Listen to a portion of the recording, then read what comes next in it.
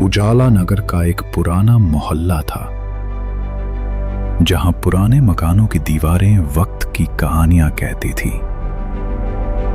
इसी मोहल्ले में एक 19 साल का लड़का आरव अपने माता पिता और छोटी बहन कनक के साथ रहता था।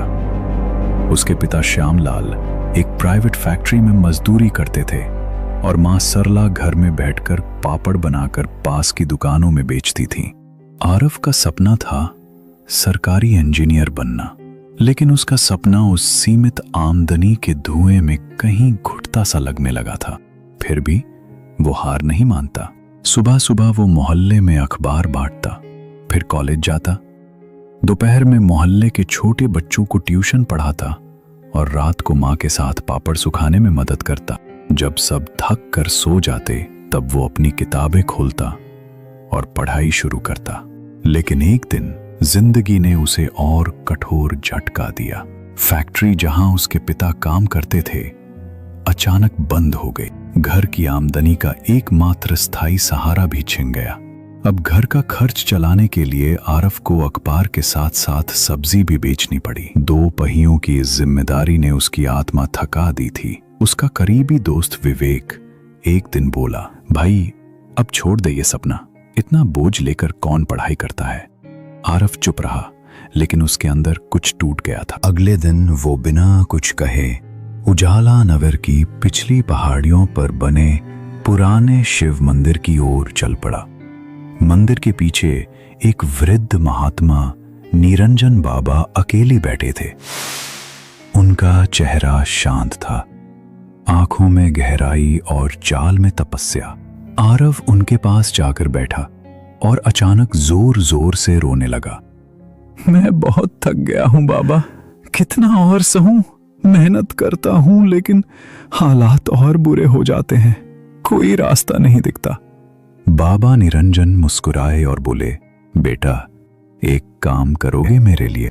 आरव ने आंसू पोंछते हुए कहा, हाँ बाबा। उन्होंने कहा, इस पहाड़ी पर जो पुराना आम का पेड़ है उस पर एक कबूतर रोज घोंसला बना रहा है।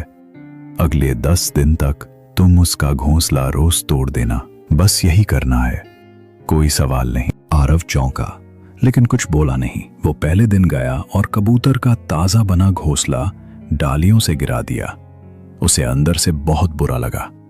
एक मासूम परिंदे का घर तोड़ना उसे क्रूर लगा, लेकिन वो जानता था कि बाबा कुछ समझाना चाहते हैं। अगले दिन वो फिर गया, देखा वही कबूतर नए तिनके लेकर लौटा है। आरव ने फिर उसका घर गिरा दिया। ये सिलसिला 10 दिनों तक चला।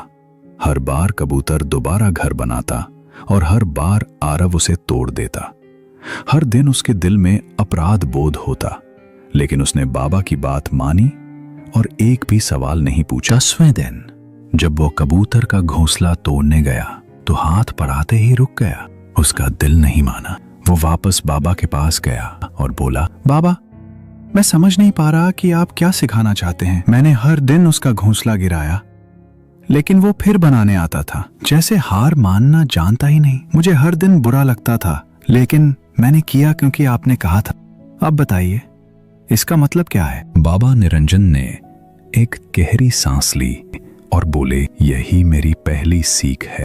मेहनत का मतलब सिर्फ कोशिश करना नहीं होता, बल्कि हर बार गिरकर फिर से उठना होता है।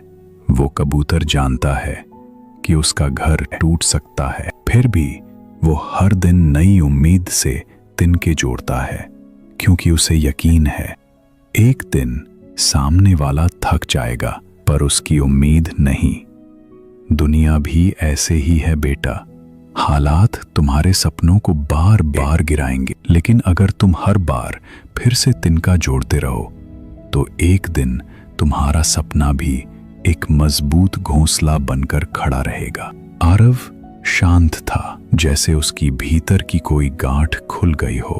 बाबा ने आगे कहा, और दूसरी बात, ये जो समय तू सब्जी बेच रहा है, माँ के साथ पापड़ बना रहा है, ये भी बीत जाएगा। समय कभी एक जैसा नहीं रहता बेटा। आज तू संघर्ष कर रहा है, लेकिन अगर चलता रहा तो कल वही समय तुझे सलाम करेगा। बस दो बातें याद रख, लगातार मेहनत हार को हराती है और बुरा समय भी हमेशा नहीं रहता। उस दिन आरव वापस लौटा, लेकिन अब वो टूटा हुआ नहीं था, वो निखरा हुआ था, जैसे लोहे को आग में तपाकर एक मजबूत तलवार बना दिया गया हो। उस दिन से उसने कोई शिकायत नहीं की, बस घोंसला बनाते रहे, सपने जोड़ते रहे। और कुछ साल बाद वही लड़का आरव इंजीनियर बना और उसका सपना सिर्फ उसका नहीं रहा, बल्कि पूरे मोहल्ले की उम्मीद बन गया।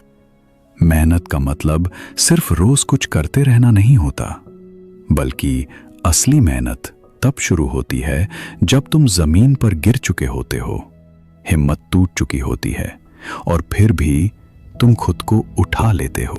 जब हालात तुम्हारे खिलाफ होते हैं, जब सपनों की दीवारें बार बार ढहाई जाती हैं, तब अगर तुम फिर भी उन तिनकों को जोड़ना जारी रखते हो तो वही असली मेहनत कहलाती है।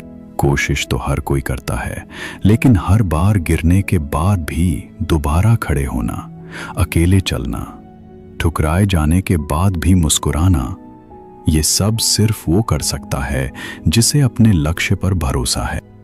मेहनत का मतलब है हर चोट को सहना, हर ठोकर से सीखना और हर गिरावट को एक नई शुरुआत बनाना। जैसे पहाड़ पर चढ़ते हुए हर कदम मुश्किल होता है, सांसें फूलती हैं, लेकिन जो चढ़ता रहता है वही ऊपर पहुंचता है। दुनिया सिर्फ नतीजा देखती है, लेकिन असली कहानी तो उस इंसान की होती है जिसने हर गिरावट को सीढ़ी बना लिया। इसलिए याद रखो, अगर तुम बार बार हारने के बाद भी लड़ते रहो, उठते रहो, तो एक दिन वही मेहनत तुम्हारा सबसे बड़ा हथियार बन जाती है।